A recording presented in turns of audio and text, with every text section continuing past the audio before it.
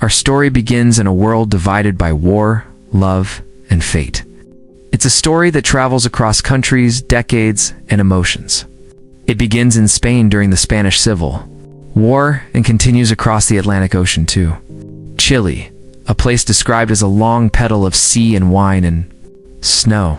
This is a story of two people, Victor Dalmau and Itu Rosers Bruguera, whose lives are torn apart by war, but connected by destiny. It's about how love can grow in the middle of chaos, how hope can survive exile, and how home is not a place, but a feeling that lives within us. The war that changed everything. The story begins in Spain. In the 1930s, when the country is torn apart by the Spanish Civil War, the fight is between the Republicans, who want freedom and democracy, and the Nationalists, led by General Franco, who want control and dictatorship. In the middle of this war, we meet Victor Dalmau, a young medical student who becomes a doctor on the battlefield. He is brave and kind, saving lives every day. Even when death surrounds him, his brother Guillem is a soldier fighting on the front lines. He's full of passion for the Republican cause. And then there is Rosers Bruguera, a young piano teacher, intelligent, calm, and deeply emotional. She falls in love with Guillem, and their love blooms even in the darkness of war. But fate is cruel. Guillem dies in battle, leaving Rosers heartbroken and pregnant. Victor, though in pain himself, promises to protect her and her unborn child. The long road to exile, the war, ends with the victory of the Nationalists. Franco takes power, and thousands of Republican supporters are forced to flee for their lives. Victor and Rosers join the sea of refugees, escaping across the Pyrenees Mountains into France, walking through freezing weather, hunger, and exhaustion. But life in France is not easy. The refugees are put into camps, dirty, overcrowded, and full of suffering. Victor works as a doctor in the camps, trying to heal others, while his own heart is broken. Rosers gives birth to her son, Marcel, and the little boy becomes their only source of joy. Still, they dream of a place where they can live freely again. Their chance comes when a famous poet and diplomat from Chile arranges for a ship called Winnipeg to carry Spanish refugees to South America. Victor and Rosers board this ship, tired, wounded, but full of hope. As the ship sails across the Atlantic, they leave behind war and sadness, searching for a new beginning, a new life in Chile. When they arrive in Chile, everything feels new and strange: the smell of the sea, the mountains, and the warmth of the people. Chile welcomes them as heroes and gives them a chance to rebuild their lives. Victor becomes a doctor once again, and Rosers continues her passion for music. They marry not out of romance, but necessity and companionship. But over time, something unexpected happens. Love quietly grows between them, through shared struggles, raising Marcel and supporting each other.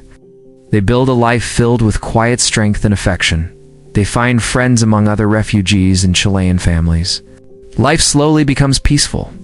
For a while, it feels like happiness has finally found them. The circle of history repeats, years pass. Victor and Rosers grow older, Marcel becomes a young man, and Chile itself begins to change. But history, as always, repeats. A new dictatorship rises in Chile under General Pinochet. Once again, people are arrested, tortured, and forced to flee, just like in Spain so many years before. Victor, who has always stood for freedom and humanity, finds himself in danger once again. The pain of the past returns.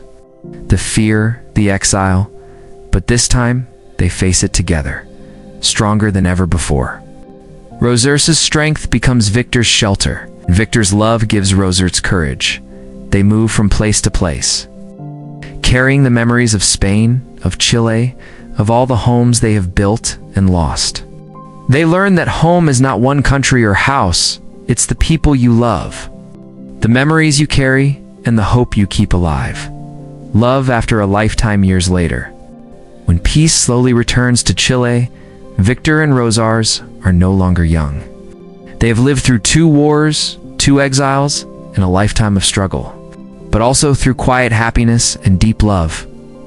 In the end, they look back on their journey from Spain's battlefields to Chile's peaceful valleys, and realized that every loss, every storm, every tear was part of their story. They found love not in passion or beauty, but in loyalty, respect, and shared history. Their story becomes a symbol of survival. How even after destruction, the human heart can rise again. A Long Petal of the Sea is not just a love story. It is a story about human endurance, about how people can rebuild their lives even after losing everything. It shows that war destroys nations but can never destroy hope. Victor and Rosar's journey reminds us that love doesn't always begin with romance. Sometimes it grows from kindness, duty, and time. Their lives teach us that home is wherever love survives. Like the long, narrow land of Chile, shaped like a long petal of the sea, their story stretches across oceans and generations, carrying a message that still shines, no matter how far you go. Love and hope can always find you again. A Long Petal of the Sea, a story of love that crosses borders, and a reminder that even in exile, the heart always finds its home. Asterisk, thanks for watching. If you really like the story, please do like, share, subscribe, comment on my channel World Stories. See you on the next video.